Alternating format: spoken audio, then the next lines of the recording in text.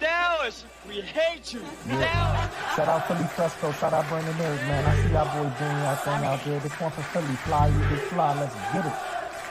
It's the time of the year, big rival this week. Having Jerry in the seat, regretting that he signed Zeke. Hurt season in effect in the NFC East. Coming through to take over, it's the mark of the beast. Pass rush will make him nervous, putting Dak on his back. Mika Parsons doing what? We got my ladder for that. They feel say they the best, but you know that they capping. Cowgirls is the accident waiting to happen. Go to Jerry Road and make them all pale in the face. Get the job done and take sole control on first place. Destination is Dallas, and we dropping the bomb. You are now tuning in to Philly the pod, yeah. Philly the pod. You are now tuning in to Philly the pod, yeah. Philly the pod. You are now tuning in to Philly the pod, yeah. What is going on, you guys? It's your boy Joe Castro, aka Philly Fresco, and it is Philly the podcast. Now, I love playing intros like that just because everybody in the background and all I saw was just no, you were spitting. No, that wasn't me. That wasn't even me. That was my boy Jose. He was like, I got to get parts in this Dallas week. So I was like, hey, take this shot. He was lying. He was lying though. He was spitting. Y'all could have saw my face. I'm sitting here like, what did I just walk into? Off the top rope. Yeah. That was dope. This 106 in Park. They dropping diss track. right. Facts. That's what we got to do. We got to keep it different. So listen, man. Y'all know what it is, man. It is Dallas week. So I went and got some frenemies. I think is the best way to announce them, I guess. But we'll start with you, Skywalker, man. Just introduce yourselves. Let them know where y'all from, where they can find y'all. Hey, man, I'm Skywalker Still. You can find me on Twitter at Skywalker Still. Big time Cowboys fan. And now content creator. I work for A to Z Sports Dallas on YouTube. So I know there ain't too many Cowboys fans here, but hey, if you want to come check us out, come on over to A to Z Sports Dallas, man. We got a morning show, 8 a.m. every morning, man. Rome, you want to go next? Hey, look, man. It's your boy, Mr. Rome, Cowboys Fan Talk. I appreciate you bringing me on, Joe. And look, I'm in here with some Cowboy greats. You know what I'm saying? You want Cowboy knowledge? Skywalker Still, J Tuck, you're going to get the knowledge. You want somebody you in that combo too. Yeah, I was about to say, stop being so modest. You in that realm too, bro. You come to my channel. I'm just gonna talk, but you know what I'm saying. I get a lot of knowledge from them brothers. So appreciate you, dog. But you being humble. Yeah, right. Don't be humble. Gotta be humble. I feel you. Not on the Eagles channel. No. All right. Let's be humble afterwards. Tell them who you is, Tuck. Yeah. What's going on, everybody? It's your boy J Tuck, JTuck151 on Twitter. I see all the Eagles fans commenting, got something to say today. But also follow me on my YouTube channel, Cowboys Fans Only, and also go to cowboysfansonly.com to get your merch, man. What's going on, Joe? We living the dream, man. I'm living a good life. Now, listen, I know everybody's probably looking like, damn, Joe, you taking 3-on-1. This is what you're doing. This is what you're doing out here. Nah, I got to bring my homie in here. You know what I'm saying? I know you want to say Paul Skywalker. I saw it. I saw his eyes. Listen, I'm not going into the Lions Den alone. I had to bring my homie Tone DeShields. So y'all probably know him. Y'all probably love him, man. So we got my guy Tone DeShields in the building. What's going on, Tone? What up? What's good, everybody? How we feeling today? How we feeling? I'm glad you brought some reinforcements. I was getting worried. Like, I was telling Tone earlier, I was like, just know what we walking into, man. It's going to be unfriendly territory, man. Hey, listen, man. You know I couldn't have you going into the gauntlet by yourself, man. I got too much respect for these Cowboys content creators. So you know what I'm saying. I couldn't let you come in here by yourself, man. Facts. So we're gonna get it on. Before we do, Tone, let them know where you at, man. So, as my man Joe Castro just said from Philly, my name is Tone DeShields II from Chalk It Up, where no matter if we win or if we lose, we just got charged into the game. We cover the Eagles, we cover the Sixers all year long. So lock in. Y'all can find me on YouTube, Tone DeShields II, on Twitter, DeShields__. Wherever you need the content, I got it. Because let's lock in. Yes, sir. So we're gonna jump right into this, man. Before we get too off base, we'll start in order, I guess. And I guess I'll start it off quickly. But the question I want to ask everybody is, where do you stand with your team? We're 2 weeks in, right? Are your expectations higher now than they were in the preseason? Are they lower now than they were in the preseason?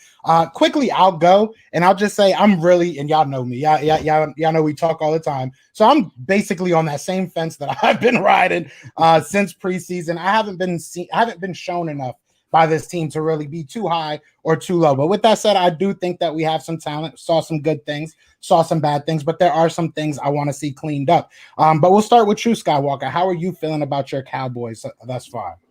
I feel better. And that's because I'm not even going to speak on the offense side of the ball, right? We all are agreeing that the Cowboys offense is one of the best in the league. It was always the defense, right? Like I needed to see them get better in certain aspects. And I don't mean like yards per game or anything like that. I don't care about those type of stats. Can you get better in the stats that matter? Red zone defense, getting turnovers and getting off the field. And Tuck and Rome can, attribute to this. We done that. The Cowboys lead the league in turnovers, right? They got pressure on Hurts last week and they're doing better in the red zone. So, I feel better about the team going forward, but I'm like you, Philly. I'm like you. I'm not going to sit here and jump the fence and talk Super Bowl. That ain't me. I gotta be realistic here and see a little bit more consistency before I go that far. But to be short, sweet, and simple, I feel better. Your next talk. Oh, okay. Yeah, I agree with Scott, I know. man. Yeah, I was like, normally it's just a free for all. So we got the organization tonight. Look, we ain't here trying to be respectful. You go now. Yeah, your turn. All right. Yeah. I agree with Scott. We are seeing defensively the team improve. I mean, just not from a number standpoint, but just from an effort standpoint. I'm still kind of even keel, and the reason why is because injuries, man. Injuries and COVID. Yeah. Every week it's a crapshoot of who's actually going to be out in the field. And so as soon as we see some improvement in a player, like I tweeted about Dorrance Armstrong, like he's starting to find his rhythm. And then a few minutes later, I got that tweet that he's going to be out and broke his foot. So, it's really kind of hard to gauge it. But as of right now, I like what I see. I like what I see on both sides of the ball. Offensive wise and the defensive wise standpoint, it's just getting players back healthy so we can really see what this team is once they all come together. So I'm still cool. We'll have Tone go next because y'all talking too much Cowboys. We'll switch it up a little bit, like a little intermediate. It feels like a Cowboys podcast, right? Yeah, we're going to kick you off, Joe. You know I love you, bro. Yeah, I was about to say. Man, y'all crazy, but when it comes to the Eagles, for me, if I'm being honest, I'm kind of in that middle ground as well because when you think about what we saw in week 1 versus week 2, especially when it comes to the offense, we saw too many highs and we saw too many lows. It was too much of a drastic drop off from the offense in terms of production. You saw a lot of fluidity in week 1. You saw a lot of continuity. You saw guys knowing their roles. You saw guys really taking advantage of their matchups. And then in week 2, it just kind of seemed like everyone was uncomfortable. It kind of seemed like everybody kind of overslept a little bit. And the offense really couldn't really get into a rhythm. But the defense, I'm actually feeling pretty good about the defense because the defense is actually trending in the right direction, especially on the D-line. When you think about it from week 1, the Falcons pretty much put up over 100 yards on us, I think, in the first quarter, something like that, or the first 2 quarters, something like that. But the defensive line really couldn't do much against the run game initially. But then we tightened up, and that carried over into the San Fran game, and we didn't really allow their running game to really do too much. I believe right now, and it's only been 2 weeks, but we're not really allowing that much on the ground through a 2-week span. I think we're top 5 or something like that in yardage, but that's neither here nor there. It's still pretty early in the season. It don't really matter too much. But I'm more solidified in our defense and our offense. I feel like our offense is still trying to figure out their identity, how they're going to attack teams. And then when you think about it from a discipline perspective, we've been having way too many penalties in key situations, especially on the offensive line. It's entirely too much experience on the offensive line to be having those kind of penalties. So I'm still even kill. I'm not too high on them. I'm not too low. I still need to see more. I still need to see them do what they did in week 1 against better competition. The Atlanta Falcons are the Atlanta Falcons. Everybody get paid at the end of the day. They are NFL talent. But I need to see them do that against a team like Dallas. You feel what I'm saying? I need to see them do that against teams that have a lot more to lose and a lot more to gain. Definitely. Yeah, man. I'll go. I think if I'm high or low on the team, I think the word I'm gonna use is proud. I'm proud of the team. You know what I'm saying? I like that. Reason why I'm saying that is because the Cowboys are notorious, at least in the last, I'd say, decade or so, of when adversity hit, we fold. That's like one of y'all main punchlines. Cowboys is soft, et cetera, et cetera, et cetera. After our high of hanging with the Super Bowl champs and showing that we can play on the same field as a good team, we had a whole lot of adversity. We lost players, the suspension, Gallup, COVID has been punching our team in the face every other day. COVID, man. You know what I'm saying? And I know we only 2 games in, so it's real easy to say, well, it's only 2 weeks, give it some time.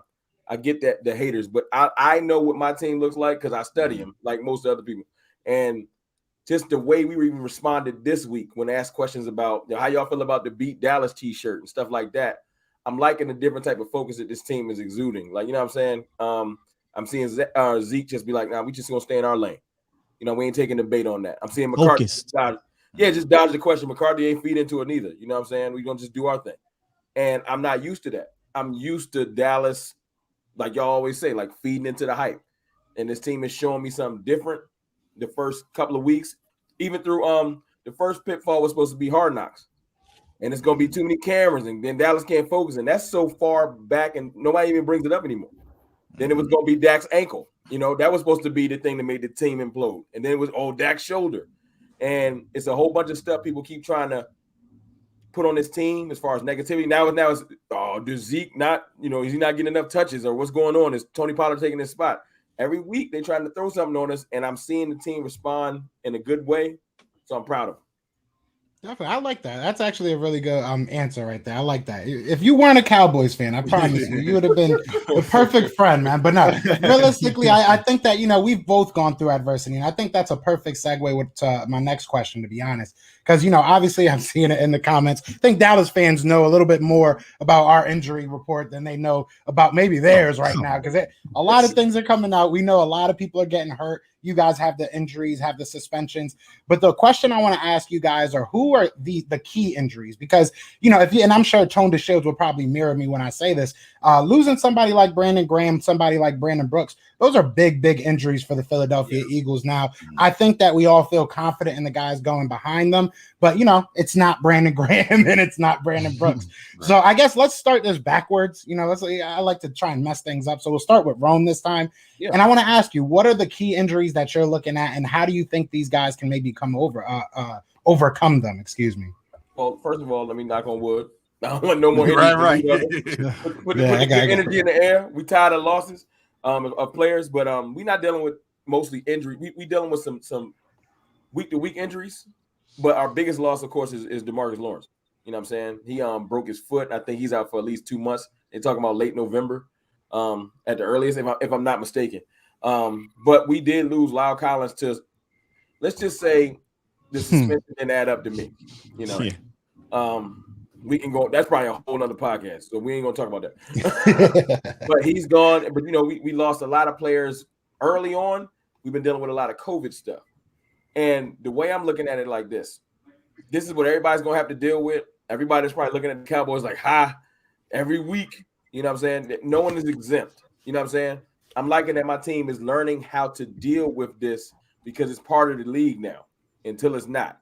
So early in the year, we're losing pivotal people. We lost Zach Martin. We lost Randy Gregory. You know what I'm saying? So we're learning how to put players in other places, like to step up. And that's part of the thing I was talking about earlier. I'm not used to the team dealing with adversity well. Mm-hmm. Last week we would have been freaking seeing Terrence Steele like, man, he ruined the whole game. But instead, I watched him step up. I watched him be focused and show that he put the work in this summer. He even had me shocked, like, wow, okay. So, you know what I'm saying? So usually my third cousin. He's my first cousin. For now. Yeah, man. As far as losses, I think D-Law, of course, is the biggest loss. But I'm liking the way we responding. I know every week ain't going to be perfect. But to deal with adversity early, that means week 9, 10, 11, we're going to be rolling. We're getting a lot of players on the field, getting some real good reps. So when we bring back some of these starters that people forgot, like we missing Gallup and we missing D-Law, like we bringing back some heavy hitters, So when we get our team back whole, if we can keep rolling now, I feel like we're going to be nothing to play with later in the season. All right. So we're going up. All right. Yeah. So I agree with everything that Rome said. I believe that DeMarcus Lawrence is the biggest injury per se. Even though Michael Gallup is out, I feel like Cedric Wilson can step in and still fill that void. But it comes back to the COVID thing, man. It's Russian roulette because like having Zach Martin out game 1, Then we turn around, we had Randy Gregory out, which is our defensive end rusher, and then also at the same time as DeMarcus Lawrence. And then now we got Bradley and who's kind of our depth guy as far as the edge rush is concerned. But also you have Keanu Neal, who was our starting linebacker. And so it's not really like injuries, it's this COVID thing, because like I said, it's Russian roulette. Every game, we don't know who's going to be out and how do we really get a grip on it. But I think as far as the injury standpoint goes, it's DeMarcus Lawrence by far. But like Ron's been saying, that we're starting to fill that void and to see the Cowboys have this instinct like, all right, let's put Joe's guy Micah Parsons down the defensive end and see what he can do. I had to throw that in. And we saw, I don't think Garrett would have ever did that. No, he wouldn't. He wouldn't. No. He would have rather just went out, you know what I'm saying, and just left Micah Parsons back at linebacker. But it shows that the depth that we have. So that's also a hats off to Dan Quinn, because defensively we actually have depth, especially at the safety position and also at the linebacker position, where we can even make that switch, because we, even though Jalen Smith and also Leighton Vander Esch is kind of limited, they still are solid guys back there. So we can afford to put Micah Parsons defensive end position. So, hats off to Dan Quinn, the scheme, for being creative. But yeah, I would say COVID is the biggest factor right now as far as injuries concerned, because I don't know, man. Every time I open my Twitter app, I'm just like, hey man, something else, man. Every week. Welcome to being a Philadelphia Eagles fan, man. This is what we was going through for the past 3 or 4 years. Man. I mean, it's nothing to do that. I will say, like I said before, and everybody like in the chat, every Cowboys fans letting me know that Mailata is on the injury list as well. Yeah. He's not officially out. He's not until they say he's officially out. He's questionable right now. He's questionable right now. So I'm holding out hope. I'm holding out hope. Hey, I'll take a questionable, because that means he ain't right. You guys got a questionable too. You guys got a questionable too. Now, Skywalker, maybe you can answer this for me. Cooper's looking like somebody that may or may not be playing. He keeps saying he will. Is that just a smoke screen? What's going on with that? He's a full participant today. He's playing. He's playing. Actually, he might not play. You know what I'm saying? We don't want. We don't know who be watching y'all, bros. No, I think Cooper might be out, man. Last time I checked, he wasn't on the injury report, so I think he's playing. He's good. Cooper good, man. He came on. He said, "I'm feeling better and better, and I'm playing Monday night." We be wasting our breath talking about that. But I make it a clean sweep, and then I'll switch it up. D-Law's the biggest injury, right? Because it's DeMarcus Lawrence, aka one of our 1 or 2 best defensive players, because Micah Parsons is coming. But he is, man. So losing him is huge. But I'll switch it up since it won't be boring. I think La'el Collins is the biggest loss.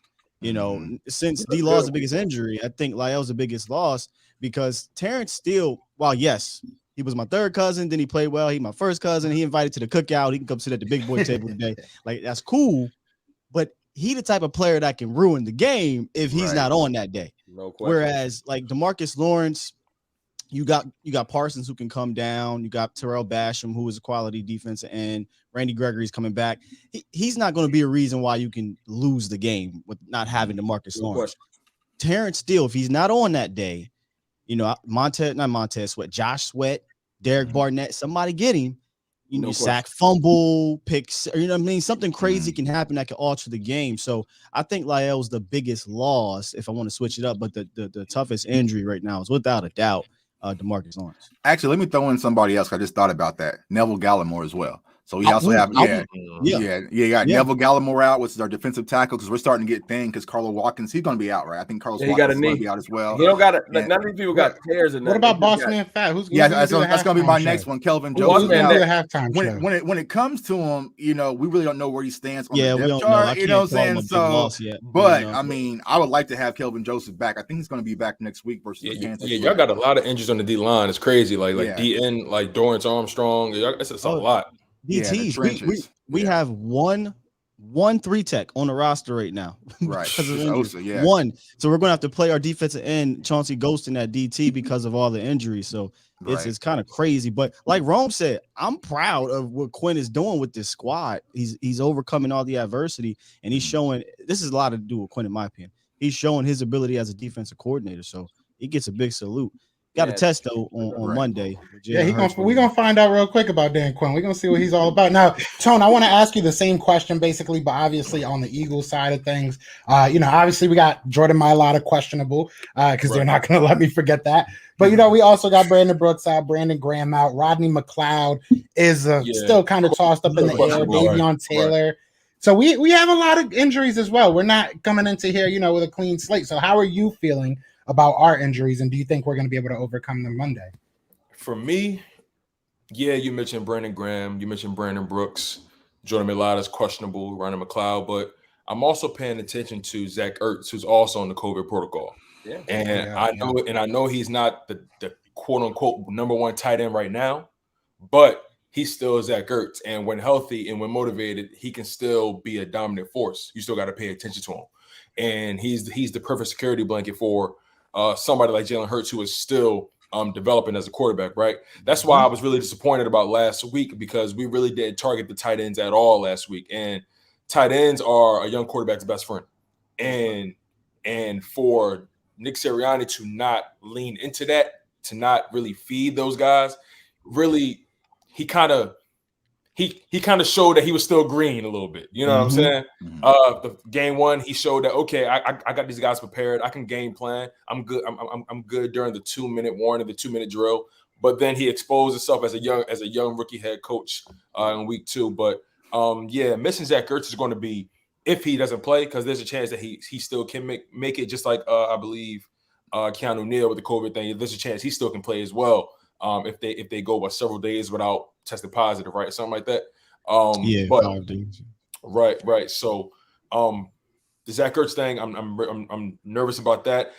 Like I said, Jordan Mailata, I really I don't want Andre Dillard touching that grass, man. That's a matchup I got written down here. Dillard. I don't want Dillard. Listen, because the same way how Skywalker was talking about Terrence Steele, right? He said we both got weak tackles on both. Trust him. He said, "Yo, he was my third cousin. My first cousin he invited to the cookout. But look, if he mess up, you don't play. You better not take no play home, right? So the same thing go for Andre Dillard, man. Look, he's still third, fourth. He the cousin that you don't want to talk to when you go to the family reunion right now. Right. But if Mailata ends up not playing and Andre Dillard has a decent game, okay, then maybe I'll give you a couple phone calls, let you know when we're having a family gathering in the city. But still that Mailata knee sprain is something to watch. Let me just give your boy some flowers. Is it Mailata or Maliata? Mailata. Dude's a house, man. He's so I like him. I liked him. I like him a lot. I think he's really good. I thought he was going to be an anchor over there against us. So when I saw that injury report, I said, "Whoa, that is massive." Because Andre Dillard, in my opinion, isn't close to this guy. And it's funny because I don't believe he's played football for more than 3 years? 4 years. Right. Yep, this is his 4th year playing football. I don't know what it is about y'all, bro. Y'all find these tackles. Stoutland. That's what it is about it. I'll find these tackles, and I think you found another one in Maliata. We went from, we got to think about it. We went from Trey Thomas to Jason Peters to Jordan Mailata. That's a hell of a transition. And I mean, realistically, I don't think Andre Dillard, and I'm in the minority with this, even as Eagles fans. I don't think Andre Dillard has proven to be a bust. I think he just hasn't been proven to be at all reliable anywhere other than the left tackle spot. Where he gonna play? They already paid Mailata. It's over. The thing is, we ain't have to pay Dillard yet. I'm not saying that he's gonna still be on this team next year. I just don't think he's as trash as everybody says. Here's the problem with Dillard. The thing about Dillard is, when you think about his situation from when he got drafted up until now, he was supposed to start his rookie year. He got jumped by Jason Peters because they wanted to bring him back. So that happened. Then Jason Peters went down. They threw him in. No, I'm sorry, Lane Johnson went down, I believe. Then they threw him in at right tackle. That totally messed up his confidence. He's not. He was crying. Unfortunately, he was looking bad. Unfortunately, he's not somebody that's cross-trainable. He's a one-trick pony. He's a left tackle only, unfortunately. And then he got injured. So he never really had true continuity in his development. So I can't really blame him for that. But at the same time, this was the year to really show that, okay, I got my mind right. I got my body right. And you let the 7th rounder – You let the Aussie do you dirty. You let the Aussie show you that you ain't have it. Let me tell you why. Australia taking over. Let me tell you why he's a bust. He's a 1st-round pick, and they decided to pay the 7th rounder the $6 contract. That's facts. My point with this. Go somewhere else. My thing is, at the end of the day, if you're a real left tackle, if you can really play some downs in this league and not, you don't have to be a franchise guy. That's what you get in the 1st round. So as far as his where he was drafted, yes, he's a bust. But if you can get some games out of him, I'm down to keep him around. Like I think people want to just get rid of him. I think if he's good, then hey, be a good backup, and that's it. You know what I'm saying? Like Kwame Brown. He could be Kwame Brown. You know what I'm saying? Get your rebounds. You know what I'm saying? Oh man, no, not We have to go Kwame. Kwame, but we have to go Kwame. But you know it is. Hey, listen, don't do that. Kwame come out like Candyman. We're gonna end up on his podcast tomorrow morning. We're gonna end up on his podcast. I'm done.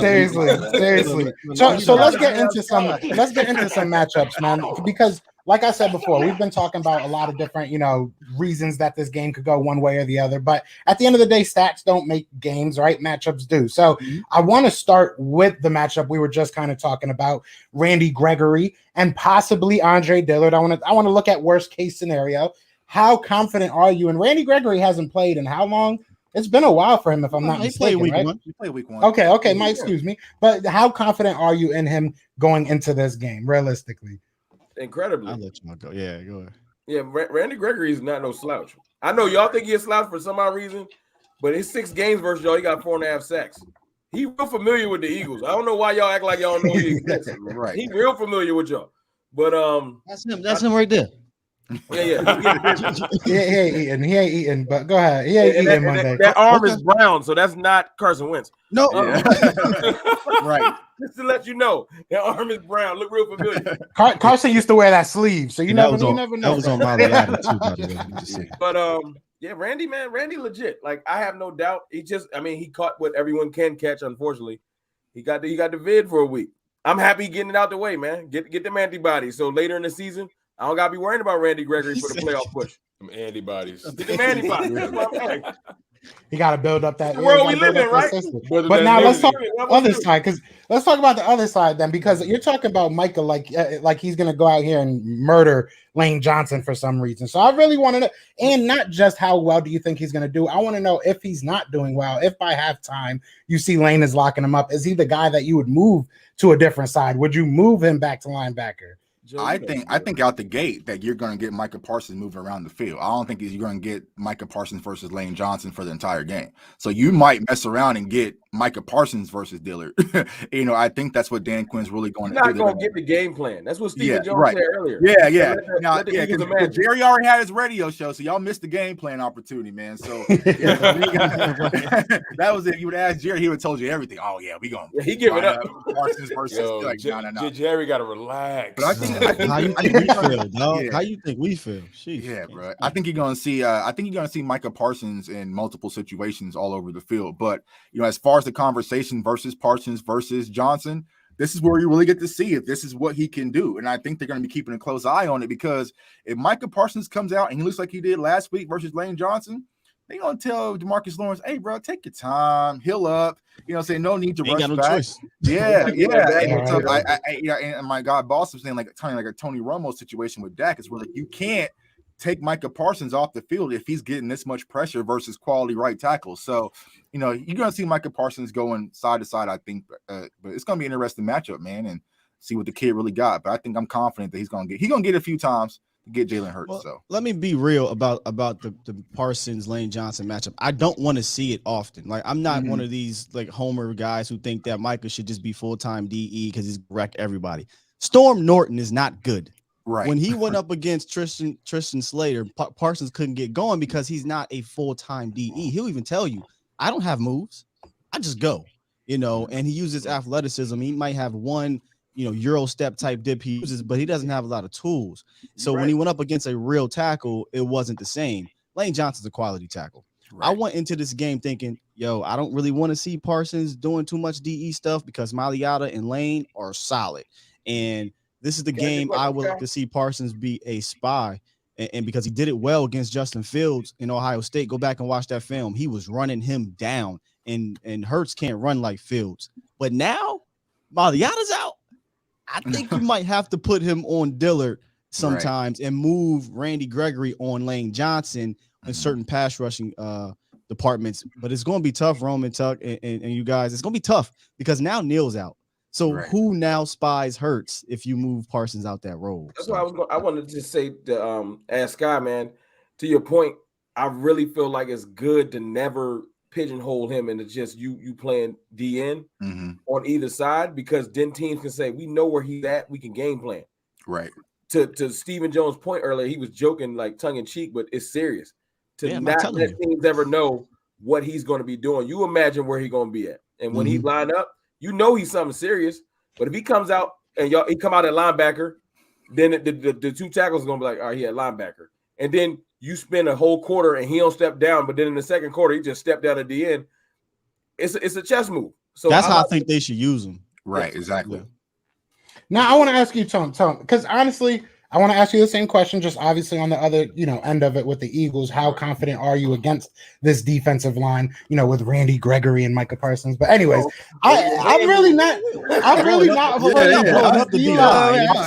sorry, Scott. Scott, blowing up the D one day when it's not Dallas week, because it's all respect, but love out the window right now. Andre Dillard. No, and I'm gonna tell you why I'm so confident in Andre Dillard. Real talk, because when I've seen him play left tackle, I've seen him play well. I've seen him play at a very good level. And yes, right tackle was a rough patch for him. And yes, he lost his job to Jordan Mailata. But Jordan Mailata was also ranked as the third best tackle in the game already, going into 2 weeks, obviously. So, I mean, that's a pretty high bar. So Andre Dillard had to be the second best left tackle to beat him, right? So I'm not saying he's the fourth best. I'm not saying he's the fifth best. I just don't think that the drop-off is as major as a lot of people are saying. But I know, Tone, you're a little bit worried about Dillard, so I want to know your side of it. I want to know how you feel about our offensive line going against their defensive line. Keep it funky. I feel like I'm gonna be honest with you. Like, this game gonna be won and lost in the trenches, like straight like that. Like, the defensive line, like the Cowboys' defensive line, they not slouches. They got the Cowboys hurt though. But y'all hurt, right? So I think this is gonna be a war of attrition, right? I don't think you guys have the depth for 4 quarters to be able to keep up with how talented that offensive line is. Now, granted, Andre Dillard is Andre Dillard right now, but at the same time, that talent is somewhere. That talent is in there. Man, y'all gonna stop acting like Brandon Brooks ain't out too. I was about to say, I know he out. No. I didn't bring it up. Why am I going to bring it up? Because you didn't tell us about the whole offensive line. You just asked us about Randy Gregory. Brandon Brooks is at home with me. Brandon Brooks, I'm not. I got the rookie out there.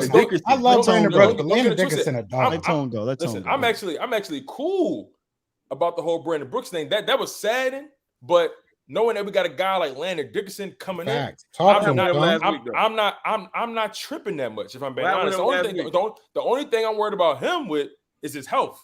That's the only thing last week. So the Dickerson cat is nice. Dickerson's good. I will be honest. I'll be 100% honest. He had up and down. I'm sure you guys all had the all 22 as well. He came in. Think about this. He came in when he wasn't supposed. He came in. Right. I'm not grading him off of that. That's what I'm saying. I don't know him.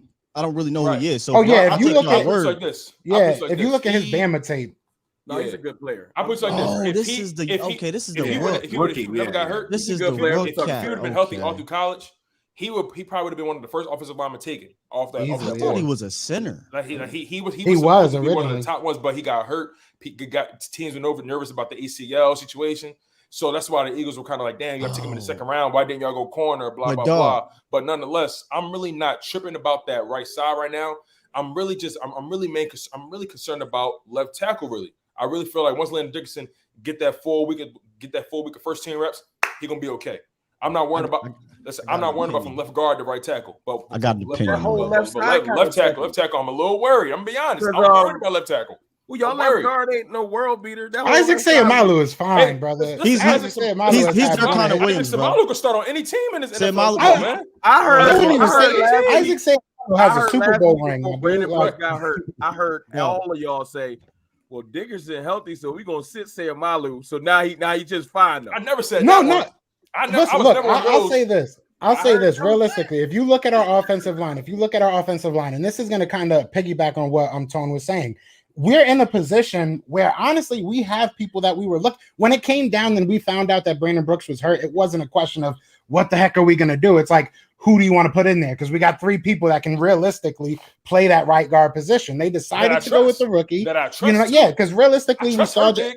we went through 14 different offensive lines last year. So we found maybe 3 or 4 guys that can actually play a little bit of football. So we were in a position that we're probably going to be switching over this offensive line pretty soon anyways.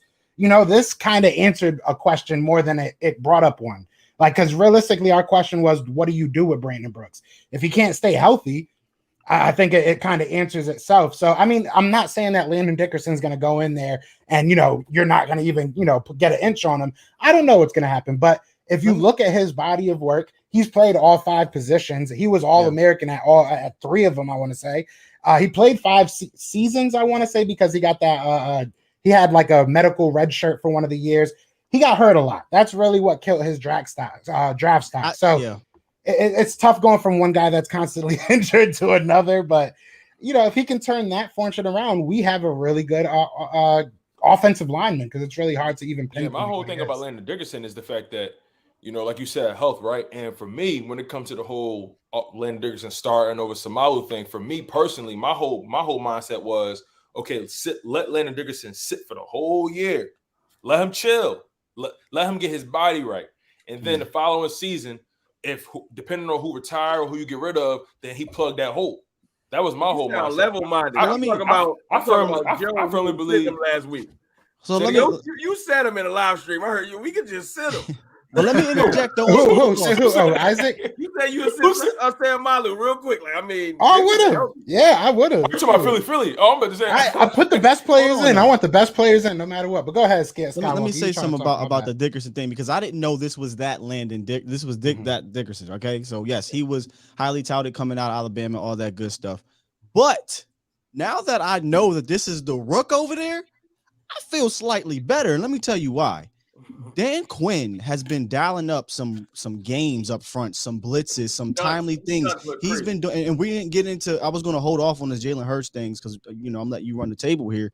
But you need your offensive line to be on the same page, right? And if he is confused, if he can't call out the blitz or call out the stunt or know what's coming, that's going to affect your quarterback. So now that I know there's a rookie over there with literally a quarter and a half of experience, going up against a very experienced defensive coordinator, that makes me feel slightly better knowing that we have the problems that we have up front, because Quinn's going to have to play games. He's going to have to do a lot of smoke and mirrors because we don't have D-Law. We don't have Bradley and you don't have Neville Gallimore, Tristan Hill. So he's going to rely on blitzes, sugar in the A gaps. I don't know if y'all seen that on tape, but he has Neil and he has Micah sitting right over top of your guard who's a rookie. You don't know where it's coming from. You never know. Parsons might peel back and he doesn't see it. There's going to be a twist stunt. So I feel a little better about that. So thank you. That's a fair assessment, though. That's a fair assessment. Right. Yeah, all hate aside. You got to worry about continuity. You got to worry about these guys being on the same page, which goes back to my point about discipline. These guys, right, so far have been having too many penalties on the offensive line. So I am concerned about discipline in the long run. I am concerned about that because, again, there's too much experience on that old line to be dealing with the things we dealing with in terms of penalties, like false starts. Like, I know a lot of them didn't get too many reps in the preseason, and I understand because they want to keep those guys here for the long haul.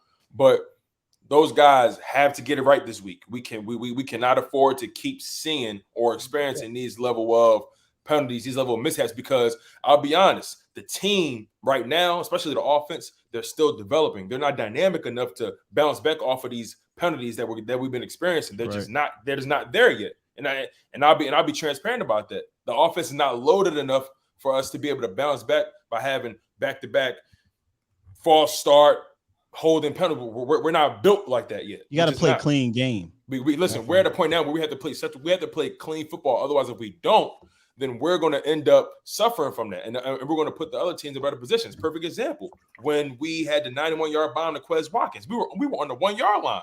All of a sudden, we had a false start. Now we have the 6, and that just changed the whole play call. So we got to put ourselves in better positions. We can't beat ourselves. We're not good enough to bounce back from significant mishaps like that. We're just not. What is this realism and quality takes from Eagle fans I'm hearing? This doesn't make any, you sure you an Eagle fan, Tone? Welcome to Philly, man. Welcome What is to happening? Yeah, I always tell people. Y'all different. Yeah, they see me Tuck and Rome always talking on Twitter, and they're like, "Oh, these guys." But whenever we get on a camera, it's just like, real talk, realistic. Because it's fun. It's fun to talk trash, but like, it's funner to talk ball. You know what I mean? Exactly. Yeah. It's more fun to really talk about the nuance and like, okay, what's the They don't be walking. They want to fight. They want to fight. Hey, Tone, do you live in Philly? Are you from up that area? Bro, born and raised North Philly. Okay, man. so I'm born and raised in Harrisburg, so we right next to y'all. So I had to deal with this. Yeah, I had to deal with y'all. I know. So I came on here expecting, you know what I mean? And I'm actually getting quality takes. So shout out to my guy Joe and shout out to you, Tone. I appreciate that. Yeah, that's how I had to bring him on, man. But now I do want to talk, because you did bring it up. I do want to talk about this before we get out of here. I want to talk about Jalen Hurts and we just getting warmed up. That Dakota Rain guy. That Dakota Rain guy. We're gonna talk about quarterbacks for a second. Don't trip, I've given you guys the flowers. Tuck and Rome can tell you. I've constantly said that there is no doubt in my mind right now you have the best quarterback in the division. No doubt in my mind right now. There we go. But I want to ask you guys, because there have been comparisons made between Dak Prescott and Jalen Hurts. I want to know where you guys stand on Jalen Hurts. Does he worry you at all? Do you think he's somebody that can be good in this league? I know you guys are realists. I know you're not going to just say it from the hate. So what do you see out of him realistically?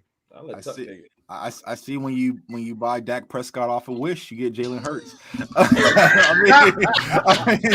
I mean that's what it really is, man. But like I said, there's no slight to him. I feel like he has a lot of slight to him. I mean that's what it really is, man. But it's like he has a lot of great qualities, but a lot of Dak qualities in him. And me personally, last year I was dreading the moment when you guys were going to make the switch from Carson Wentz to Jalen Hurts, because I knew it was going to happen eventually. So when y'all did that, I just knew that it's going to give your team a different feel. You see the leadership, you see the camaraderie around him. He's able to use his legs, he's able to strike down the field, and the team looks different than they did under Carson Wentz. Now, it's going to take him a while to kind of hit whatever he's going to be. But yeah, he's actually going to be a contender in this division for quite some time. I would actually have him at the second best quarterback in the division behind Dak Prescott, to be honest with y'all. So I'm not going to sit here and act like Jalen's a slouch. I actually fear Jalen a lot more than I did Carson Wentz, to be honest with you. So, there's a lot of things that he needs to work on, but he's solid. He should have been a Cowboy. He was going to be a Cowboy anyway. So it's God, I would have hated that. It was coming. It was coming. He wouldn't have been touching the field. He'd have been holding that clipboard. I hope. I'll give him this, man. As far as like what Tuck said, man, his biggest comparison to Dak is leadership. The team gravitates around him. He brings a we can win any week type of aura to him. You know what I'm saying? As far as their games, man, to be honest with you, they play differently. Dak used to run a little bit, but Dak ain't got the wheels. He's not even that type of a quarterback. He's not going to – no, he'll run opportunistically, and, what I'm saying, he usually runs pretty tough. Obviously, the injury was horrible. But he's not one of those players where you coming in the game like, yo, you got to watch Dak on the edge or he'll gouge you for 30 yards. It's not really that. You know what I'm saying? What Dak has that, even from when I first saw him and had confidence in him to what I see now, it's just his passing is, it's leaps and bounds above what he used to be. But that's just because he put the work in. I'm not saying that Hurts can't get there, but Hurts can't skip steps. That's not how this works. Right. So if you want Hurts to become Dak, you got to wait your 5 years. like he got to put in work. He got to take his L's. He got to listen to the media, chew them out all the time. It's a lot of stuff that grow into what Dak has become. It's not that Dak has become, Tom Brady? And I'm not saying that. I'm just saying I can literally look at people and say I got a legitimate starting franchise quarterback and not blink. As opposed to when, I used to just have faith in him. It was just because I liked the way he gave it up, and I was like, I think he's gonna grow into something. And this is the maturation. And I think Hurts can get there if your team don't give up on him. That's the problem. Real quick. If we're being honest, if Dak was a first round pick, they would not be saying what they're saying about him. What you mean? We know the game. And it's crazy how the NFL works. Like it's and no matter what you do, because of where you was drafted, they're gonna say, "Oh, you bound to scrub at some point." And it's like, damn, because I'll be honest, I'll give it up. Dak has shown me like nothing but. And if Dak wasn't on the Cowboys, he'd be somebody. Everybody say that. Yeah, I'll be honest, because I'm always going to root for the black quarterback first and foremost. But even outside of that, what I like about Dak, let me rephrase. What I like about Dak right now, what's okay about Dak? Really, just from a pure football perspective, just as a fan, his development, his commitment to his development is astounding.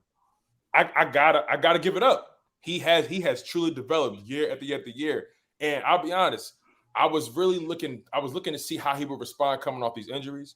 And so far, he's showing that he's confident in that pocket and he's not afraid to get hit still. Like that first game against Tampa Bay, I'll be honest, I was watching on Thursday night. I was watching. I'm like, yo, he's slaying it right now. Go ahead, man. I'm like, I had to give it up. Hey, look, man, that was a big step for me. It was the injuries, but it was the going against Tom, and I'm going blow for blow with you.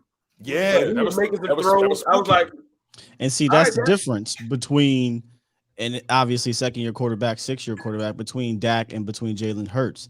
Like y'all said, the only thing they really have in common, in my opinion, right now is that they are extremely great leaders and they can galvanize a franchise in that manner. But Dak Prescott has shown time and time again that he can throw with the best of them in this league. He can, you want to send Aaron Rodgers at me? Cool. I'll match him. Tom Brady? Cool. I'll match him. Whomever, you know what I'm saying? He has done it with those guys. Now, has he always won? No, but Jalen Hurts has yet to do. That's my only thing that I want to see. Jalen. I like Jalen Hurts. Like you said, I do too. I like him. He's on the Eagles, not right. He's likable. Exactly. Same thing with Dak. He's a likable dude. Yeah. It's just, but if we're talking ball, I can't go further than he's a likable player, but I need he's incomplete. He has an eye for me. It's incomplete, and it might not even be his fault. Nick Sirianni's bringing in this college style offense. So how am I ever really going to figure out what Jalen is when he's running this RPO? It just looks real gadgety. I'm gonna be honest with y'all. It looks like a gadgety offense. It goes even deeper. It goes even deeper than what I'm sorry. He said damn, now I forgot what he said. It was about Hurts, and I forgot. Oh no, you saying that he can. You've seen Dak Prescott matching these quarterbacks, and it might be more so on Nick than it is him. So to kind of piggyback off that and what everybody's saying, we do have to wait, right? I don't think he'll ever necessarily be that guy that throws for 5,000 yards. I don't think he necessarily has to be. I'm not saying he's going to be, the running back that everybody thinks Lamar Jackson is. I'm not saying that's who. I think he's going to find out who he is, though. Good question. Because if you go back to your, that's the thing. That's what I'm waiting on. I'm waiting for Philly to turn on Hurts. That's what. Look, I can see it already. I think the organization will turn on him before the city will. Right. Fam, everything y'all saying about Hurts was said about Dak. He would never be able to throw for 300 yards. He would never be able to throw for 400. I gotta see him be able to throw and then he's did it. So, but like Rome said, y'all just gotta be patient if y'all believe he can be that dude. I'm not sure yet. Incomplete for me, but I like the potential he has. If we're speaking on him totality for this game, though, if we want to talk about this game, I feel good about going up against this. Gonna be a big test. It's gonna be a big test. If we're talking about this game, but I ain't know where you wanted to go with that. Let me ask you a ball question.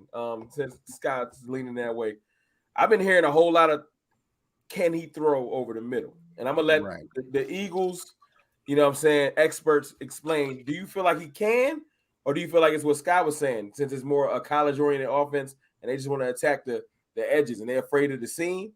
I'm not saying that he can't physically throw the ball down the middle. Big boy throw. Right. But do you think that they're gonna let him?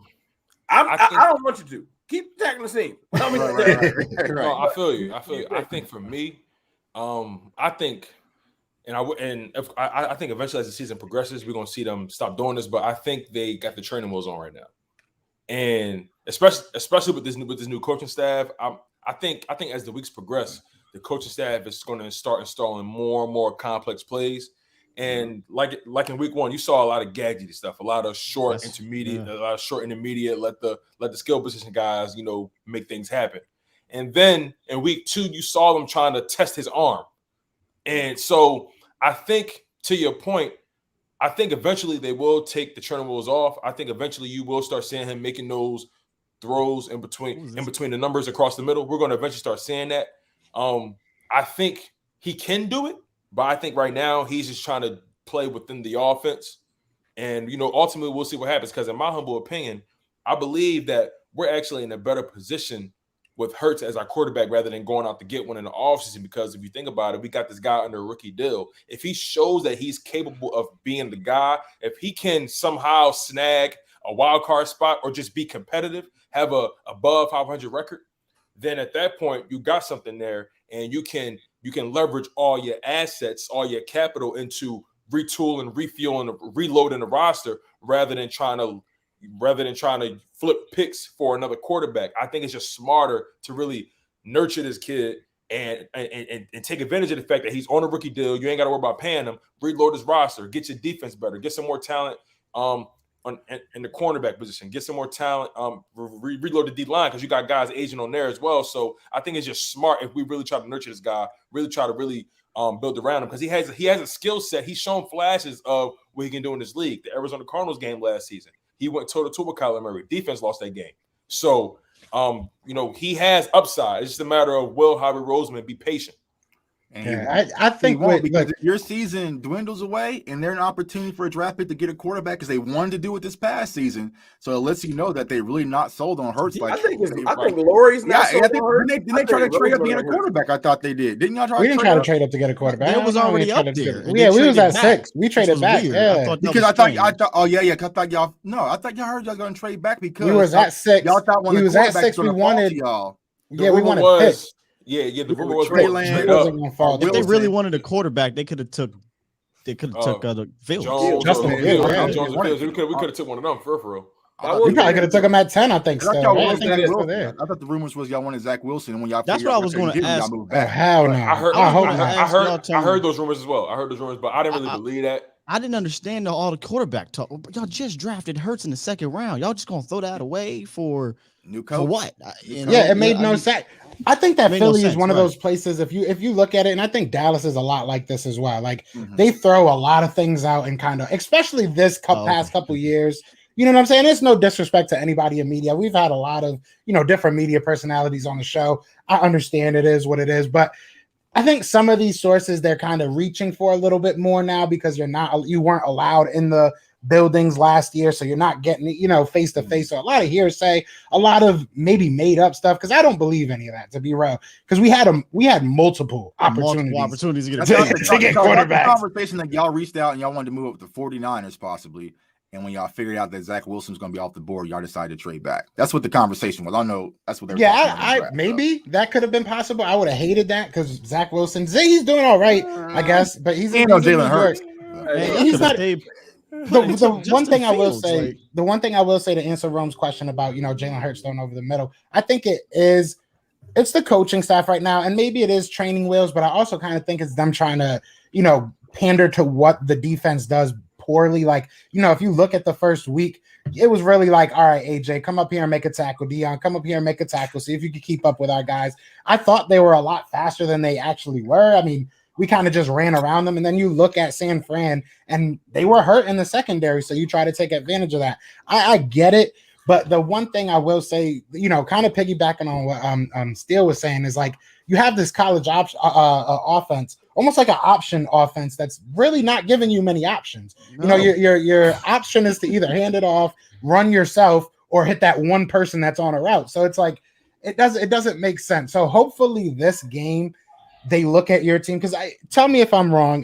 This is something I do want to know. I feel like you guys are susceptible to us doing those screens, doing those quick passes on the exterior and in the middle of the field. I think that's somewhere we can attack you guys. I don't know if I'm, off base about that. I feel like we used to be versus the screen. Yeah. Our side-to-side speed is a lot different. Yeah, team speed. Team speed is way different now. Yeah. Now, I don't want Jalen Smith on Goddard up the seam. I'll say that. And that's not even me being funny. I'm just saying, I don't know if he can run with him. But that's the real spot to take. But yeah. You know what I'm saying? That's so I don't want y'all attacking the middle because that is where we're susceptible, right there, that seam with the tight end. That'll be J-Ron. J-Ron got that. I will be real with you. If you guys want to do the sideline thing, you'll be playing in our hands, in my opinion. Micah Parsons is a freak sideline. Jaron Kearse. If you good don't know, Yeah. go watch Jaron Kearse. He Kearse. plays our big nickel. He's an eraser with that type of stuff. Randy Gregory, you know how he is out there. Also, Digizua is not your typical 3 tech. He's nice. He's ridiculous in regards to quickness and things like that. KZ, like we're different now in regards to speed. Where we're susceptible is where Jalen Hurts doesn't go, the middle of the field. Mhm. You know, if we decide to pull Micah Parsons out of that middle, you know, LVE and Jalen Smith really cannot cover Dallas Goedert. So if you guys can find ways to get Goddard up that seam in the middle and hit, or maybe get, I don't know who it is on your inside. Who's your slot guys? I just know of Rager and Quez. Rager and maybe Devontae. Yeah, they move around them a lot. Gregor, Quez, They move around. Devontae. They move around a lot often. Yeah, if you and then could find sometimes a way. you might see Kenny Gainwell out there in the slot too. So. Gainwell, yeah. Find a way to attack that middle. I think that's where you're best. But for real, if y'all can't run, it don't matter. Like that's where it's really if y'all can't get the run game off, then who's stepping up, right? Like why am I respecting the RPO if y'all can't run? Miles Sanders to me is y'all best offensive player. He's y'all most scary offensive player, and I don't think y'all commit to him enough. That's just my opinion. Oh, no, you're 100% right. I will agree with you on that. You're 100% right. No, you're 150% please, right. Only give him 13 touches, and I'll be happy. Hurts shouldn't be leading and rushing when you got Sanders. Right. And that's what I'm saying, though. He doesn't have options. They could, it's the worst option plays ever. And if you watch even some of them when they are like those pitch plays or shovel passes, they just totally break. It just doesn't make sense. Right. I feel like you got to respect Hurts. If you're Nick Sirianni, respect Hurts. Let us find out. To everybody's point, we keep talking about he's on a rookie contract. We're in a very good position next year if we do have a good quarterback. But if we keep these training wheels on a little bit too long, we might not know. And that's almost worse than not having a quarterback. It's only week 3. It's only week 3. It's a magic number he got to get to. I'm telling y'all, the way you just got a pendulum swinging. If he don't get and I don't want him to, but if he don't get the 9 wins, they're gonna give up on him. I can see that. I don't know if y'all in the quarterback realm. If y'all in the quarterback realm and y'all got those picks to trade, like if y'all like 8, 9, 10, they're gonna use the picks. That's what, look, the hater in me is like, look, man, sorry, Hurts, it's just business, but I need them to use those picks so y'all can't load y'all team up. I'm sorry, that's just business. No hate to Hurts.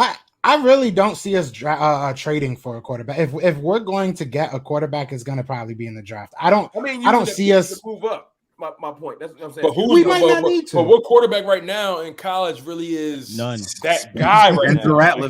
Rattler's really the only guy, I guess. He's not looking that great. That's what I'm saying. Like I feel like we're in a good position. I feel like we just need to pump the brakes and just say, listen, let this young man develop. You know what I'm saying? I agree.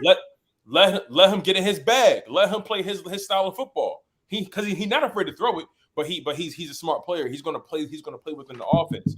So ultimately we're really going to see. We're really going to see what happens because again, it's only week. We're only going into week. Hey, y'all 3. do that develop in week 4. All right. Do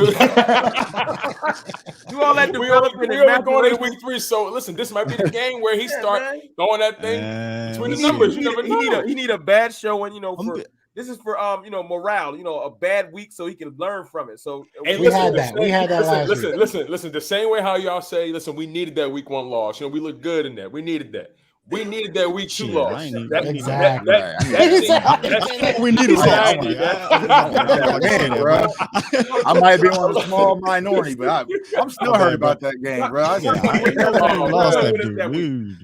Man, you get Tom Brady a minute and a half. What you expect? I know. Why you think? Why you think they was tripping in this the clock situation? They was like, look, man, just let it run. Just let it run. Just let it run. That was Mike's strategy. He's like, I ain't leaving no time. Right. What the hell was the Chargers thinking? They didn't call a single timeout with anyone. They were playing chicken, bro, because they thought they were gonna call a timeout. Like, y'all ain't calling timeout. We Mike was crazy enough to just let it run. Yeah. That was the end of the game. I would have loved for y'all to miss that field goal. It would have just went to overtime. Yeah, y'all would have lost in OT. That's why I would have, I would have loved it. It would have felt a lot better. But it's starting to come. We've been on here for an hour. I had to look at your star hat for the past hour. It's starting to seep out. Before you kick us out. This is a big week for Jalen Hurts. This is a big week because this is huge. This is prime time Monday Night Football in Jerry World. This the And it this means lights so is much bright. for the city. It means Yeah, so much for the best city. time. and- This the best Let's time. talk No, about our seriously, second it's the weapon, best time. It's the best time to show the league. Yo, listen, I'm here. It's the You best right, Y'all time. not nervous about what y'all saw out of Pollard? Keep it 100. That's what I wanted to say. Can we go to the Oh, other yeah, side? We ain't talk talk about that enough. talk We ain't talk about one that enough. second about your defense, and I want to hear from y'all about your D because I've been watching the tape and I've been seeing things, and I need to know from y'all because y'all watch all the games. I'm curious about y'all system. Is this a 2 high safety system? Like y'all play that cover 2 shell the whole entire game, or do y'all come out of that at all? We honestly we Well, bring well, Anthony. This is what I learned watching the game last week. Anthony Harris, while he's not the most like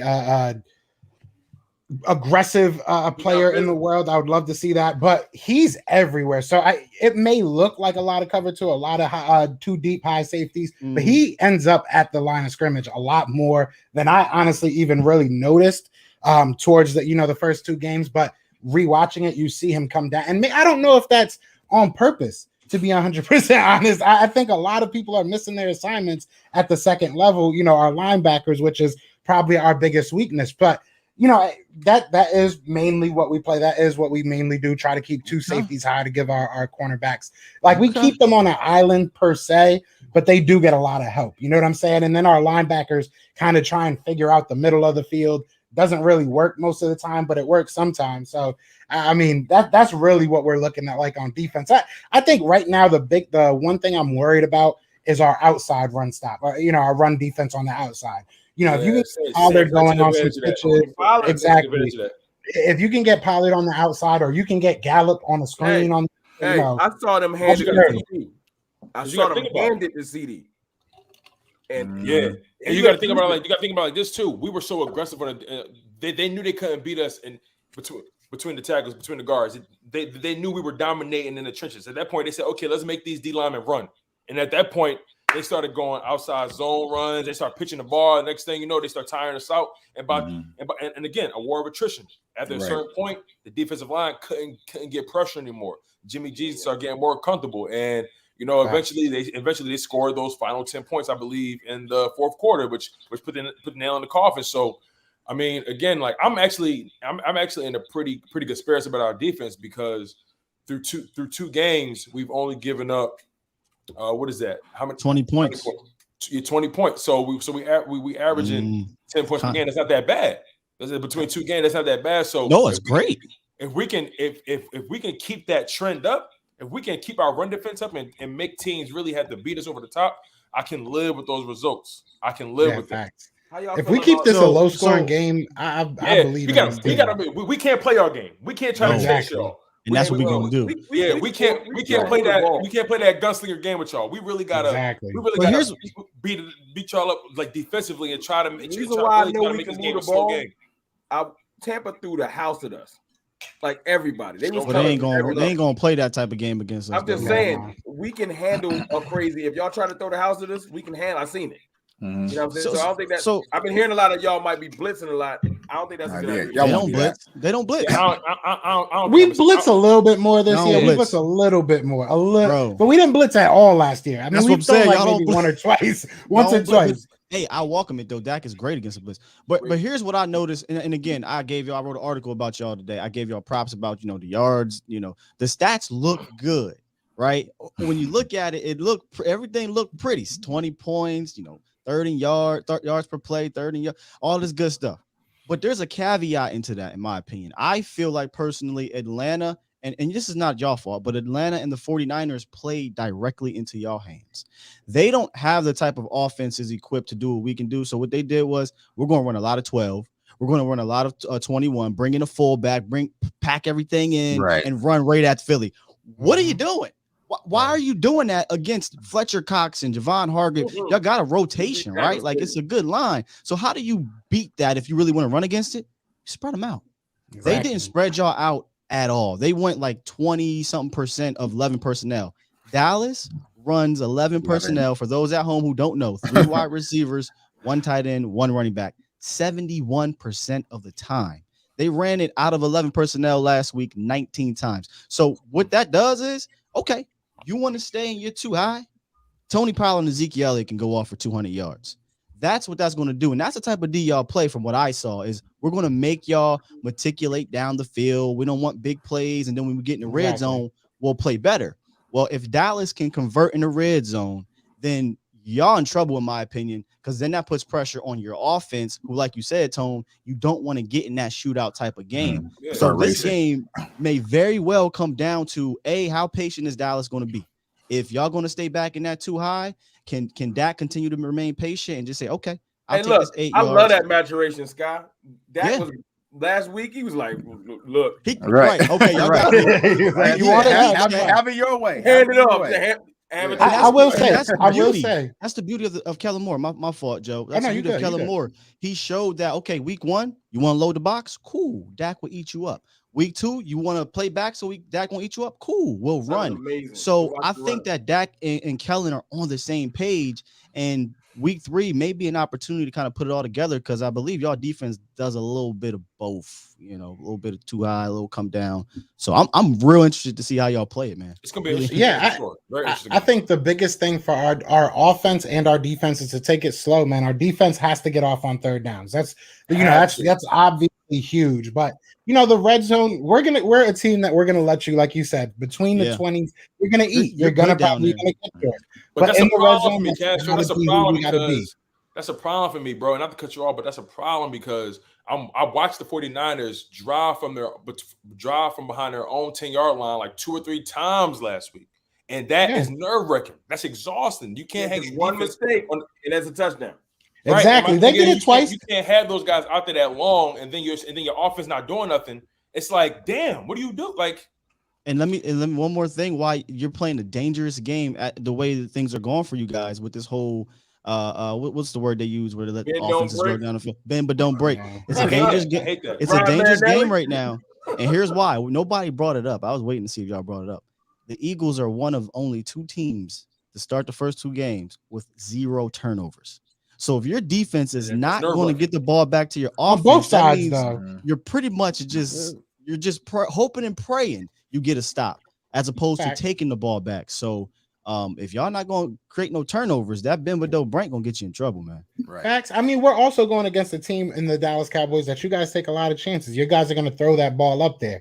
We didn't necessarily see that against the 49ers. I mean, yeah. That you know what I'm saying? That going to heat check you once. I don't know what the hell Atlanta was thinking. Like, I think they forgot they had Matt Ryan or something. They forgot they had Kyle Pitts for a minute. You know what I'm saying? For a while, like, you're bringing Keith Smith. Like, why are you running Keith Smith? Whatever, man. Whatever. Yeah, they had Cordell Patterson and freaking Mike Davis out there trying to act like they was all world players. But I mean, hey, if you guys, I know how you guys can beat me because you guys, it's the same thing every year. And that's not a, knock on you guys. It's you guys come with a great offense every year. But on the same side, I feel like we know your weaknesses. We know what we can do to be better than you. And I think at halftime, we'll know who's going to win this game. I don't think this is going to be one of those, scrap clawed out every 5 seconds is a different lead. Like, I think it's going to be one of those, like, either we're just stopping you on offense and that's how it's looking, or you guys are blowing us out. Like, I don't really see a huge in between. I really don't. I think it's either going to be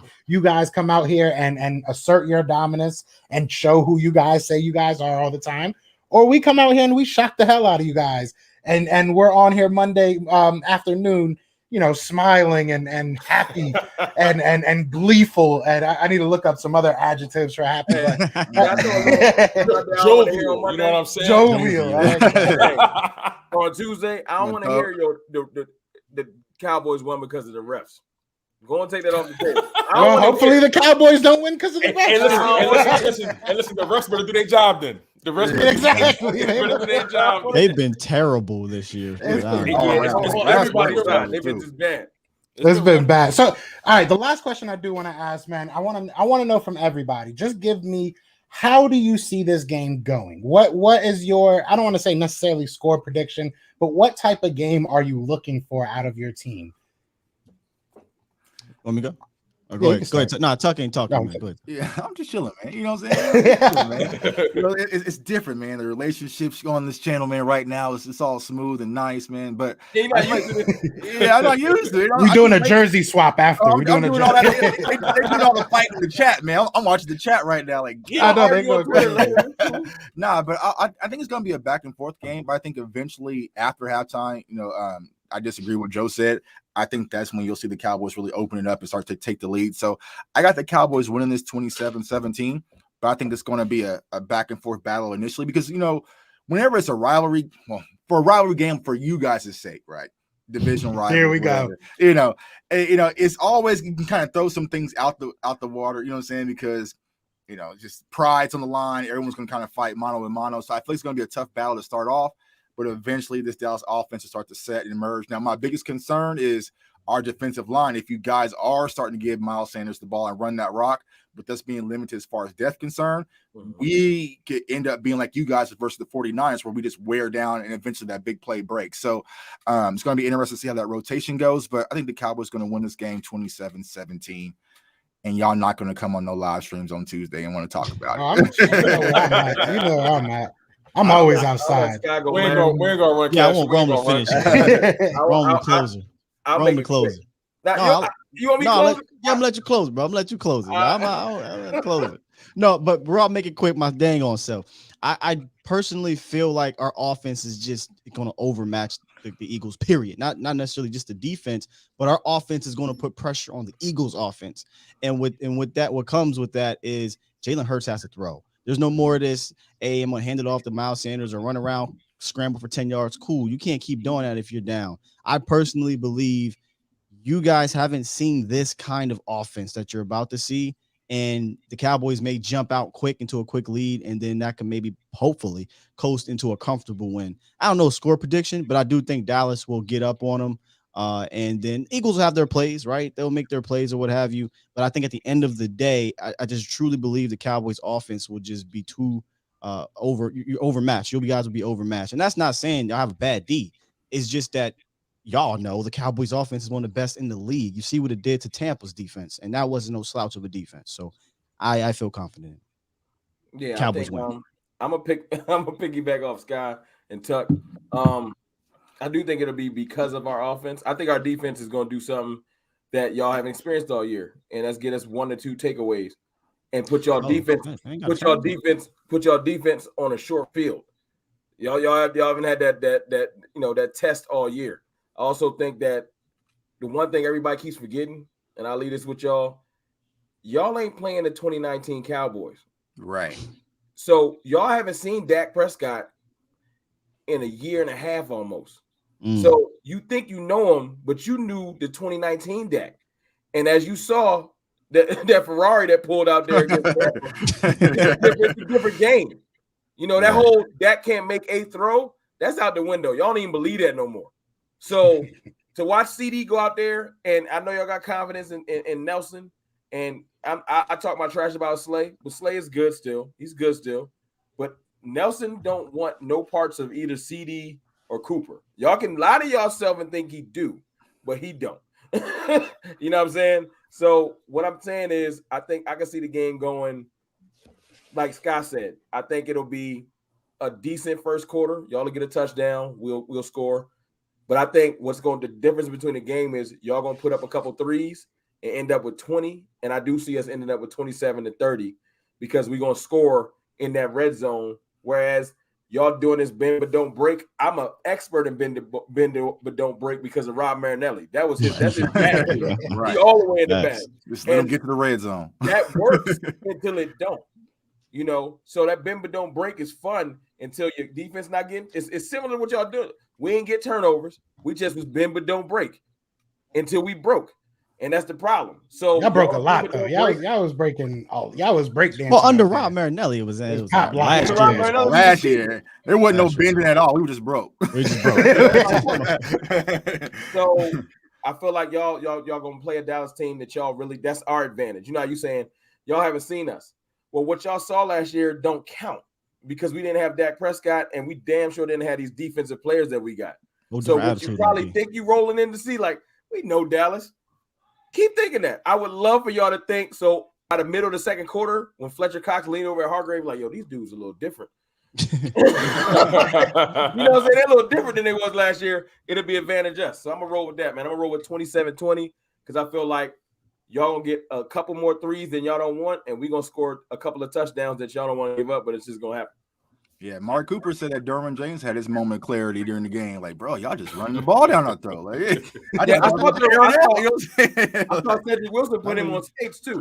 Yeah, and that's our third receiver. Remember, right? I gotta get home, bro. I gotta get home. I guess for me, for us, we can't allow this to be the game y'all want it to be. We can't get into a shootout with y'all. We can't get into that pissing contest. We got I'm going to define this game as ground and pound. This game has to be ugly. This game got to be real physical. We got to out muscle y'all, out physical y'all, just out heart y'all. We got a lot of ground to make up from a talent perspective, just from top to bottom. That's just the reality. Y'all supremely more talented than us. Y'all upside. I like him, man. Y'all, you know what, Tone, man? We better not. It's the reality. Listen, we're talking football, right? I watch the games. It's all love. This more than anything else, bro. I respect it. Listen, I watch the games, man. Right. Listen, I can't lie with my eyes saw 2 weeks in a row. The Cowboys showing that they can win. So far, they show me they can win 2 different ways. They can either sling it or they can run the ball like they did against the Chargers. So we got to be mindful of that. The bottom line is, I think we can win this game if we play our style of football. We got to make y'all listen. We got to get those white jerseys dirty. That's all I'm gonna say, man. We got to make sure. We put faces in the turf. And honestly, I say we can win this game. If we win this game, the score is gonna be like 21-18. It's gonna be low. We gotta keep it in that realm. You gotta slow the game down. Yeah, we gotta slow the game down, and we gotta win time of possession. That's the key. We gotta win key areas in order to win this game. We gotta be more disciplined than y'all. We can't beat ourselves with the penalties. We gotta win time of possession, and we gotta get the running game involved early, which is going to then make Jalen Hurts more comfortable in the offense. So I say we win this game 21-18. Okay, I like that. You was getting me a little bit worried with all those flowers you were throwing out, but it wasn't for a funeral. I'm happy about it. I'm glad. But no, I agree 100%, man. I really do. All jokes aside, like I said, me and Tuck and Rome, we've talked before. Skywalker, I know this is a little bit different than just a regular podcast, but we gonna do this again and talk outside of Dallas week. But I love what my team has as far as the matchups on defense go. I still got questions about this offense. I'm not gonna sit here and lie. Obviously, we know what the offense is for Dallas Cowboys, but I feel like if we can get it to a game, kind of like you said, that it's just that they have to score on every single possession they're out there, meaning the Cowboys, that it's not really, hey, it's fine, we'll get right back on the field because they're going 3 and out on the other side. We have to make all of our drives last. You know what I'm saying? Even if they end in 3. And that's another big thing too. Don't get too big for your britches. 3 points is all right. 3 points is better than 0. All right. And I say that because a lot of Eagles fans went through that 6-1 at the 1 yard line, goal line stand that we had, that we got no points out of. And realistically, if we get 3 points in that game, at the end of the game, it's a 3-point game and you never know what can happen. So take your points. We've seen this with Doug Peterson, and I'm not trying to see it with Nick Sirianni. I like aggression. Don't get me wrong, but it's got to be controlled. Baby Doug. Yeah, it really is. Some of the stuff he's doing. I'm gonna be honest. y'all. He disappointed me when he threw that Philly special out there. Bro, he disappointed the hell out of me. I'm not gonna lie. That was really disrespectful to me. Like, that's wearing a t-shirt. That's wearing personal. a t-shirt on the field. That's wearing the Beat Dallas t-shirt on the field. See, that's putting too much emotion. Hilarious, yo. It is. I like the emotion that he puts into it, but sometimes I like you it too. But that was wrong. He was wrong for that. But that's what happens when you run that gadgety college. Sometimes you just keep it simple, stupid. You gotta solid. I think. I'm believer in that. Yeah, I mean, what didn't you guys still have Molly out in the game? I think Brooks was still in the game. Line up and run the rock. What are we doing? Y'all went and not just that. Put it in your best player's hand. Y'all went through the situation with Chip, man. Yeah, and you look at who had that ball in his hand. It was Greg Ward. Why? Yeah, when is the last time you've seen Greg Ward on the field? Come on, like Greg Ward ain't seen the field in 2. Like, bro, I forgot. Y'all still got him. Yeah, that's what I'm saying. And listen, all reliable, baby. Hey, look. And the craziest is, I'm gonna leave y'all with a stat. I'm gonna leave y'all with a stat.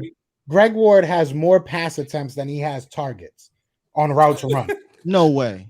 I swear to God. I could have sworn he was like the folk hero or some crap from in Hey, 2019. for a little while, He he was. did his thing. That was Carson Man. That was Carson Bulldog. Yeah. Exactly. Yeah, but yeah, he has more passing attempts than he has actual target. Man, So yeah, that's what we're doing in Philly. Somehow staying on the James Thrash, one of them type dudes. Somehow he's still on the team. He just like, what? Oh man. Oh, you Not James Thrash. Yeah, you're gonna have to bring up James Thrash for that one. You dug in the bag for that one. Listen, Damn. that's Shout out to the era Tom I Peterson, come though. He up in, follows man. me on Twitter, so shout out to him. At least he cool with that. But hey, listen, guys, this was a lot of fun. I try to keep it, intact. Try to bring some value to our audience, man. But I think we know a little bit more on each side. But this was a lot of fun. We definitely got to do this again. Before we go get out of here, let's go back through everybody. We'll start with Skywalker. Again, just let them know where they can find you and who you are and everything. Hey man, I really appreciate you bringing me on here, Joe. This was dope. It was great to finally do something with you and then meet another quality Eagles content creator in Tone, man. You was great. Keep up. I gotta follow wherever your stuff is at, man. And then my guys, Rome and J Tuck, man, the soldiers, man. They soldiers in this Cowboys thing. I'm trying to tell you. You know what I mean? But this was dope, guys. I appreciate you having me. I appreciate the panel and the fans that were in here. Thank you. The chat was popping. You can find me right there, Skywalker Still on Twitter. I'm always popping off talking about anything, man. Cowboys related, life, whatever.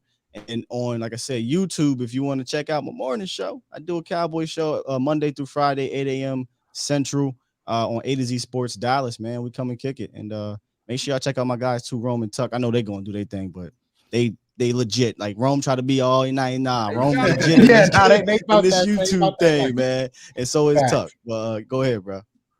Look, man, it's your boy, Mr. Rome. You can find me at Cowboys Fan Talk on YouTube and Cowboys_Fan Talk on Twitter. I appreciated this, man. It was less. We do a lot of joking and trash talking, and as Scott said earlier in this thing, man, y'all was talking some real ball. Hey, look, I am not too good to learn stuff, and I learn stuff every time I listen to Smart Football Head. So I appreciate y'all for that. You know what I'm saying? Tonight was eye-opening because you do a lot of just yelling at each other about Cowboys. Right. There's no strategy to it. I actually left this thinking about some different things that, like, okay, if they attack us like this, I'm not gonna be happy. But if we do this, like it was a good talk, man. I'll probably rewatch this one back just to pick up on some of y'all points because they was real good. Yeah. But yeah, man, just thank y'all for bringing me on, man. And look, man, anybody that's in the chat, man, these brothers do their thing. You know what I'm saying? Make sure you support them, man, because we got here because we love the team and we just love to give y'all content. Definitely. For sure. So, like my man Rome said, look, I appreciate Philly for bringing us on. This was one of those, I rarely do the whole round table. Yeah, I rarely do this, like, because I really be locked in my own wave. So, but like, it was a pleasure meeting all y'all. It was a pleasure. As a matter of fact, I think I worked with Rome once before and Tuck as well. But I think this is the first time me and Still actually got to connect. But nonetheless, it was a pleasure. It was a pleasure working with you guys, man. This has been truly enlightening. Like you said, I'm gonna have to go back and rewatch this too because I learned a lot about your team. I learned a lot about how y'all attack. I learned a lot. Bottom line, man, it's gonna be a hell of a Monday night. It's gonna be a good game. It's gonna be a real good game, man. Listen, we all know. Yeah, because we're gonna win. That's why. It ain't good when you lose. Hey, listen, man, what you thinking, right? What you thinking? But we all know the NFC East really dominate the headlines when it comes to this NFL thing, man. If the NFC East don't exist, who they gonna talk about? So listen, we all got a purpose here, man, and I'm just grateful that we building these communities of quality content creators, guys that's really doing it for real, guys that really know what they're talking about. Because sometimes the jokes get old a little bit. Now it's time to really talk football. You know what I'm saying? So I really appreciate you guys. But outside of that, I'm your guy, Tone DeShills II. You guys can find me on YouTube, Tone DeShills II. From Chalk It Up, where no matter if we win or if we lose, we just got to charge it to the game. Y'all can find me on Twitter as well at DeShilds. That's DESHIELDS _. And, that's pretty much it, man. I cover the Eagles. I cover the Sixers, mainly the Eagles because they my pride and joy, and not the Sixers so much because Ben Simmons acting like a flea. But outside of that, man, really appreciate my man Joe Castro. Really appreciate everybody in the chat. Appreciate you guys, the Cowboys content creators, man. We definitely gonna do it again. We all got to connect, man. This has been a pleasure, truly. Hey, Joe, you going to the game?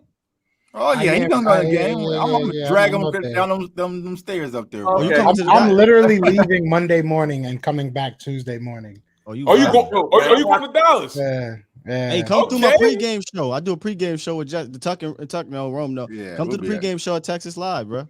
All right, bet. Say less. Yeah, Yeah, I'm gonna hit yeah, yeah. Tuck up once I actually like laying down and see where the hell I am because I know nothing about Texas. Yeah, him is all like a win. win. Gonna get left, man. I'm about to lead him out there.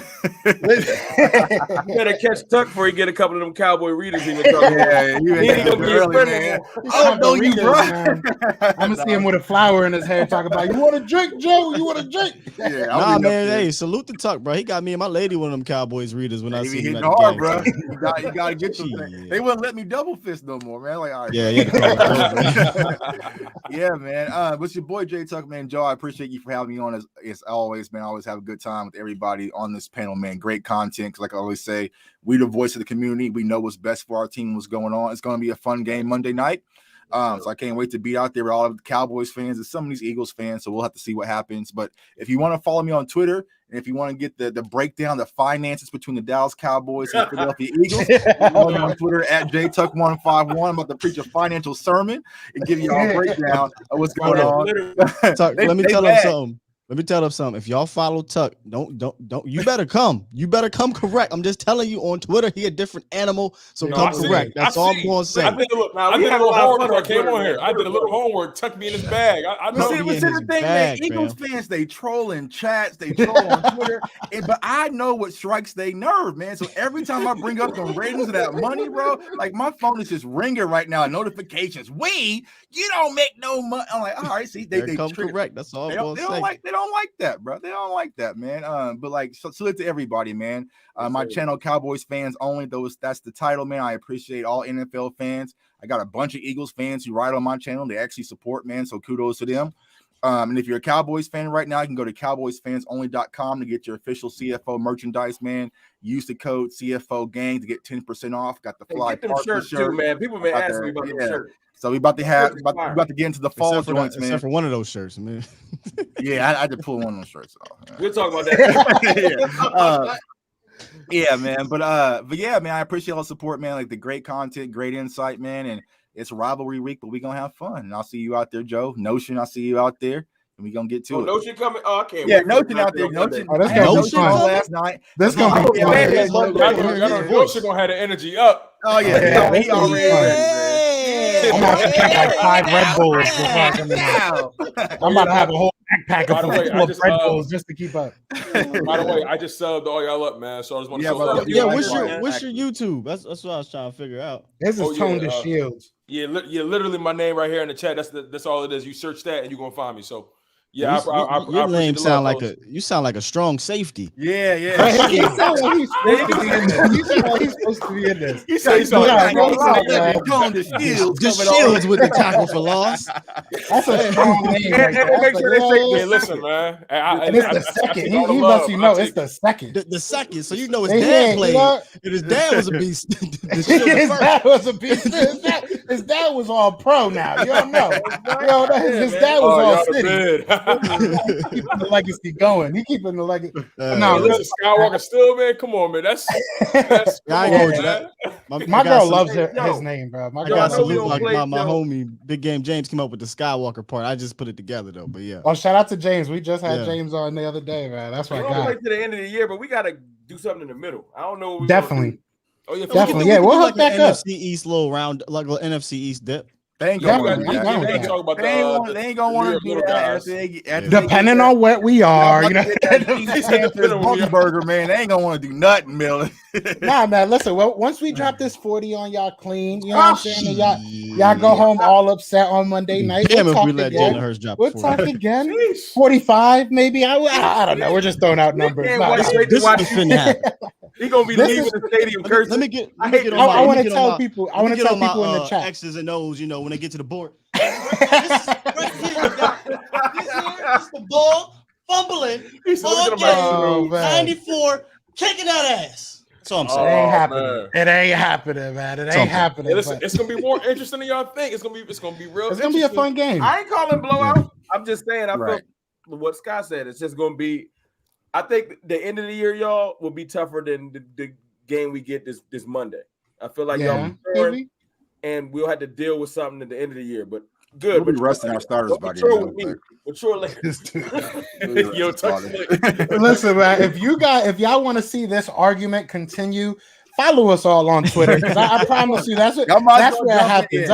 I deserve a gold star for us going an hour and 30 minutes without this happening. But this is how it goes, man. I do appreciate all the Cowboys content creators on here, man. When I tell you they put out great content, obviously for the wrong team, but I've told Tuck this a couple times, and I'll tell you, Steele, and I tell you, Rome, all the time. I take a little bit of what y'all do and try and put it into what I do. So I appreciate you guys for giving real good content, and making other people step up their game a little bit. Now, Tone, my guy, thank you for jumping in this Lions Den with me, man. Because there's nobody I could have probably picked better for this. Sometimes the Lions got to be tame, my brother. Exactly. See, you got to drop that knowledge on it, But no, I appreciate all you guys, man. I really do. We're gonna do this again. I appreciate everybody in the chat. Be sure to hit that like, hit that subscribe. Go check everybody out. And shout out to my guy, Say Ho Facts, for this amazing intro and outro that says F the Dallas Cowboys in the most nice way and most copyright friendly way. He gonna take them a lot of line out, though. You know what I'm saying? It still sound good. It still sound good. Your man, boss man got him. My own boys, man. I'm about to drop me a boss man got him. I know. Hey, Tuck, get back in your bag, Tuck. I was about to say. We gotta get an Eagles Cowboys freestyle battle or something going. You know what I'm saying? I set it up. I better chill before Boss Man Fat drops something now. All right. I just need Boss Man Fat to play. Yeah, I know. Maybe he'll drop his game check. Don't do it. I think it's gonna be a Boss Man Fat versus J Tuck situation, but we'll see what happens. Keep that off the airways. But either way, man, y'all know what it is, man, and y'all know what it's gonna stay throughout this whole Dallas weekend, throughout the season, man. It is fly, Eagles fly, and we are out here. Peace! We want Dallas! Dallas! We hate you! Dallas! Shout out Philly Fresco, shout out Brandon Ayers, man. I see y'all boys doing y'all thing out there. This one for Philly, fly, Eagles fly, let's get it. It's the time of the year, big rival this week. Having Jerry in the seat, regretting that he signed Zeke. Hurt season in effect in the NFC East. Coming through to take over, it's the mark of the beast. Pass rush will make him nervous, putting Dak on his back. Mika Parsons doing what? We got my ladder for that. They fans say they the best, but you know that they capping. Cowgirls is the accident waiting to happen. Go to Jerry Road and make them more fail in the face.